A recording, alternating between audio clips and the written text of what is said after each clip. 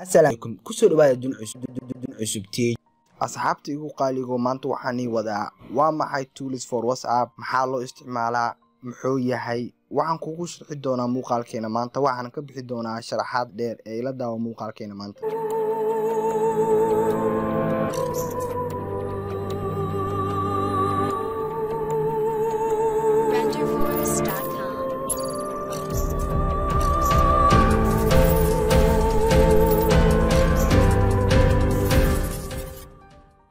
asxaabtaygu qaaligu application waxa kala doontaa Google Play Store ka mas waxaan ku soo dhigi doonaa muuqaalkan hoostiisa marka horeysa aan soo furno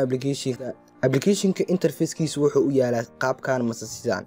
application-ka ayaa wuxuu wato shantan wiji waxa ku sameyn kartaa shan waxyaabood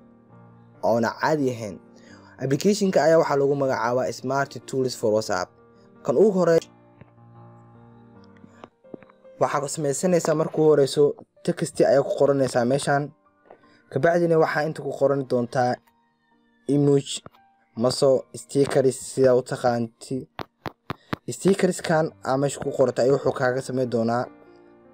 magaca meeshan ku qortay si uu wadiijino uu sameey magaci qaybta ku xigta ayaa waxay tahay text to repeater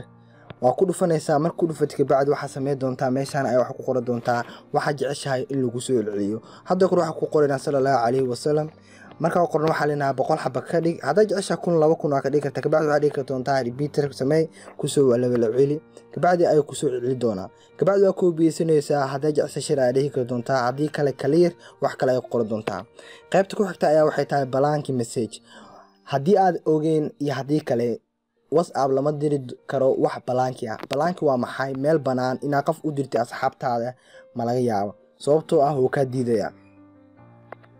for example hadda soo galno qofkan uu maano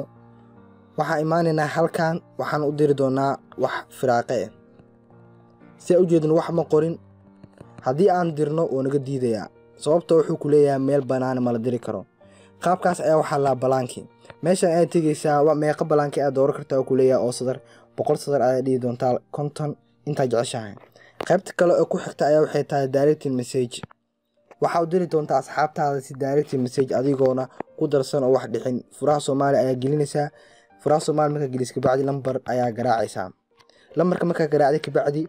qofkaas ayaa seen leeyahay si directory ay ku geey doonaa qaybtan kale ugu dambaysa ayaa waxay tahay status saver wuxuu ku sameey doonaa in statuska asxaabtaada aad daabatay oo ku save garay ay ku sameey doonaa fiidiyoada sawirada dhamaan waa heli doontaa ay statuska asxaabtaada waxaan u maleynayaa inaad ka heshay muuqaalkeena maanta hadii aad muuqaalkan ka heshay like hadii aad ka helin dislike hadaa channelka cusub tahay subscribe wasalaamu calaykum waraxmatullaahi wabarakaatuh